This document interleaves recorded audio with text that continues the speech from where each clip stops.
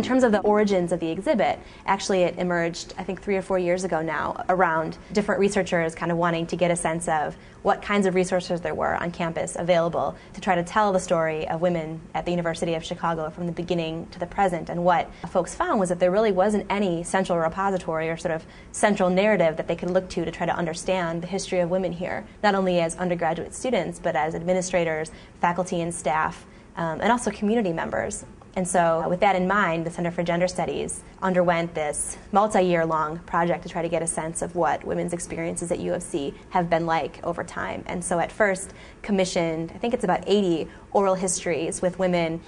former women faculty, students, staff, graduate students, all different types of women who've been connected to the university, getting a sense of what their experiences were like here. And from that,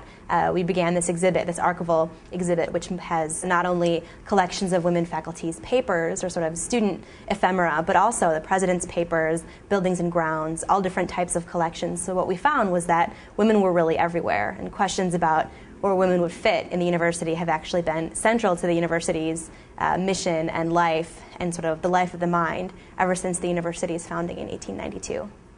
One of the things that we found about the early history of women at the university is that there was actually a dean of women from the 1890s forward until the end of the 1920s. And for most of that time, the dean was Marion Talbot. Talbot, as this dean, particularly for women students, had to interact with all different sorts of constituencies, not just students, but also parents and members of the university community, and Hyde Park neighbors even, who were worried about women in the early 20th century and what they were doing on campus and off. And so one of the objects that we found that we particularly love is this letter from 1910. It's a parent sort of writing to Marion Talbot as the Dean of Women, and he's asking her, his daughter is sort of off from school for a bit. He's wondering what's going to happen. It's 1910, she's in college, maybe she's going to become a teacher, but he's concerned that she might not have a family if she takes on this education. These sort of questions about what an educated woman would do after graduating from college in the early 20th century, I think, are really powerful to look at now, when obviously it's sort of a given that women are attending colleges in record number. Documents that deal with women's role on campus more specifically, and in particular,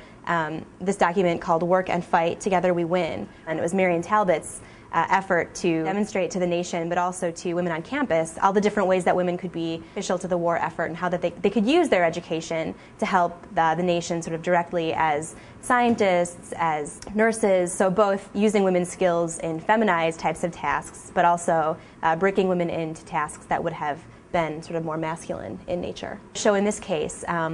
women's fashions changed a lot during the war. So whereas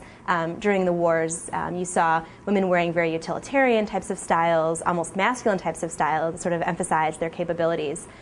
post-war we see this backlash effect with women's fashions becoming incredibly feminized, veering much more towards the romantic. We also found a lot of different documents, particularly from the 1960s and early 1970s, that you might not expect to find, I think,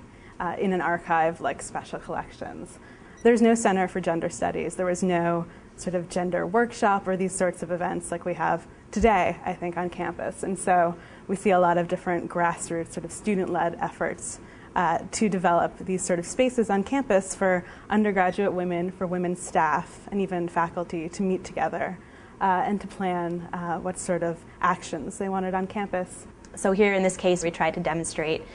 the way that women's issues and issues about gender and sexuality continue to be important to the university even today. So while we tried not to tell a triumphalist story about the Center for Gender Studies emerging in 1996 and the gender studies major, gender studies opportunities for graduate students, we certainly didn't want to imply that gender issues are no longer important or no longer sort of sites of contention at the university.